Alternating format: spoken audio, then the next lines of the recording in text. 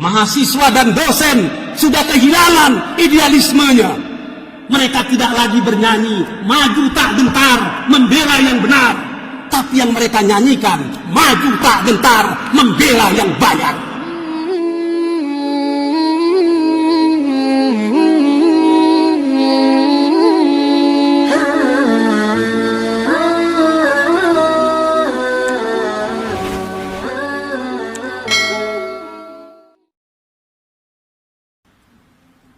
Hadirin sidang jemaah Jumat, para kekasih Allah yang berbahagia. Tahmid, tasbih, tahlil dan takbir hanya wajar kita sanjungkan keharibaan Allah Rabbul Jalil. Sebab hanya karena kudrat, iradat dan inayatnya kita masih diberi waktu untuk bertakarrub, mendekatkan diri kepadanya, menunaikan sholat fardu Jumat di masjid yang berbahagia ini. Selawat beriring salam kita pintakan kepada Allah agar tetap dicurahkan kepada Rasulullah Habibullah Muhammad sallallahu alaihi wasallam. Mari sama-sama kita berikrar agar tetap menjadi umat dan pengikutnya yang senantiasa menghidup-hidupkan sunnahnya dalam hidup dan kehidupan kita, insya Allah. Dari mimbar yang berbahagia ini, Hatib berwasiat untuk diri Hatib dan kepada kita semua agar bertakwa kepada Allah. Janganlah sampai kita mati sebelum menjadi orang bertakwa yang hakiki. Hadirin sidang jemaah Jumat, para kekasih Allah. Alhamdulillah, masjid yang sudah lama tertutup akhirnya kita buka juga di Jumat yang penuh keberkatan ini. Moga-moga dengan terbukanya masjid ini, terbuka pula lah hati kita menerima kebenaran. Dengan diadakannya sholat Jumat ini, muncul kembali semangat keilmuan. Dengan diadakannya sholat-sholat jemaah, akan hadir keinsapan, akan persaudaraan. Kalau keimanan, keilmuan, dan persaudaraan ini kita jaga, maka tidak ada gunung yang tinggi, tidak ada laut yang luas, UIN Suskaryau akan mencapai kejayaannya. Itu sebuah cita-cita, bukan sekedar utopia. Hadirin sidang jemaah Jumat yang dicintai Allah, masjid itu bukan sekedar tempat ibadah, tapi menurut Profesor Dr. Al-Faruqi, dia menyatakan masjid itu adalah ruh universitas.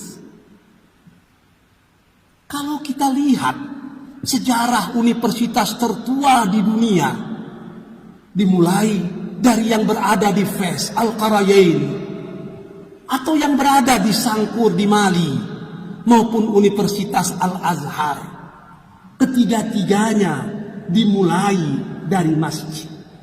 Artinya masjid adalah ruh ilmu pengetahuan.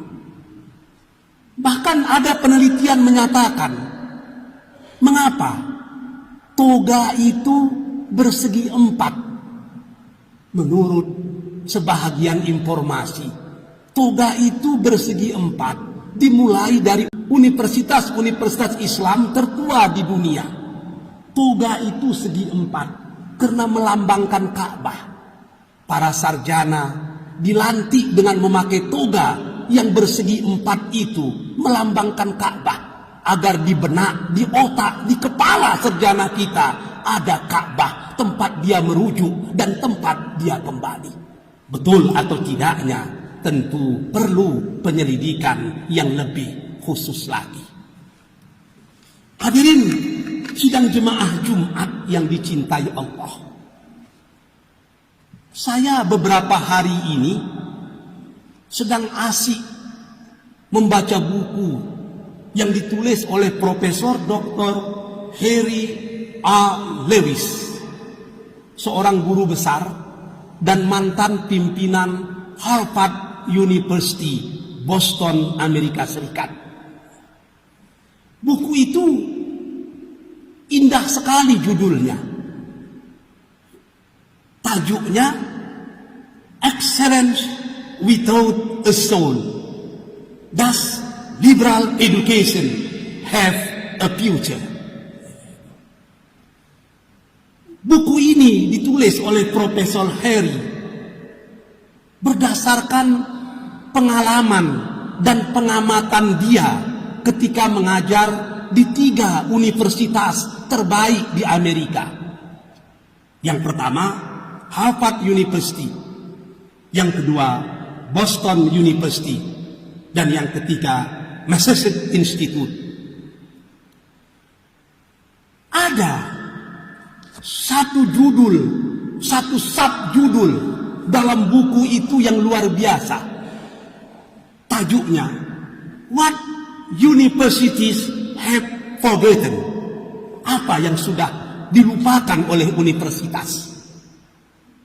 Dia menceritakan apa kurangnya Harvard, apa kurangnya Boston, apa kurangnya Massachusetts Institute.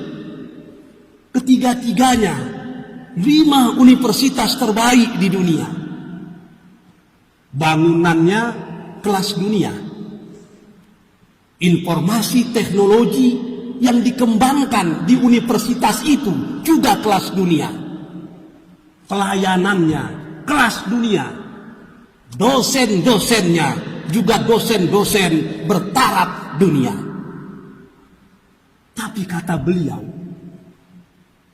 kemajuan 3 universitas itu ternyata kehilangan ruh. Ini yang disebutnya dengan excellence without a soul. Kemajuan-kemajuannya kehilangan ruh. Apa ruh yang hilang di universitas itu? Profesor Harry menyatakan, University have lost the sense that their educational missions. Universitas itu sudah kehilangan misinya yang terpenting. Yang pertama, katanya wisdom, hikmah, kebijaksanaan. Mahasiswa kita kehilangan kebijaksanaan.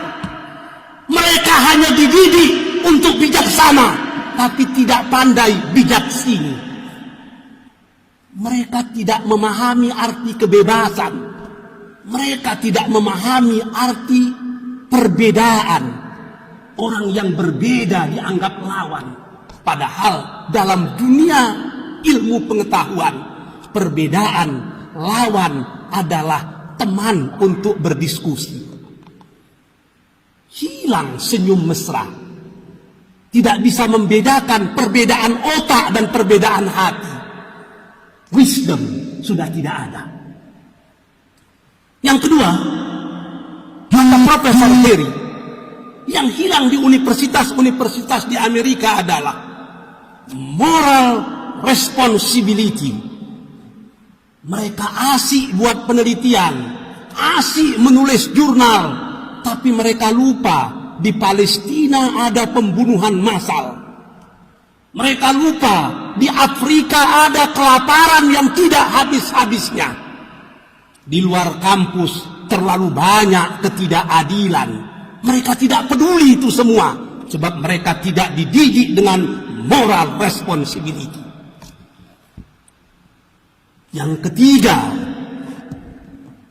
idealism. Mahasiswa dan dosen sudah kehilangan idealismenya. Mereka tidak lagi bernyanyi, maju tak gentar, membela yang benar. tapi yang mereka nyanyikan maju tak gentar, membela yang banyak. Ini semua sudah hilang, kata Profesor Heri. Bapak-bapak boleh download buku ini di internet, luar biasa bagusnya. Saya pikir betul juga, kalau universitas itu hanya membangun gedung, hanya menghitung jumlah banyak mahasiswa, apalagi perbedaan perguruan tinggi dengan peternakan tinggi. Perguruan tinggi melahirkan manusia yang beriman, melahirkan manusia yang berwawasan, melahirkan manusia yang berketerampilan. Tapi kalau kita hanya berpikir gedung, berpikir jumlah mahasiswa, itu bukan perguruan tinggi, itu hanya peternakan tinggi. Apakah UIN kita mau jadi perguruan tinggi atau menjadi peternakan tinggi? Jawabannya ada pada kita semua. Fa'tabiru ya ulil absar la'allakum turhamun.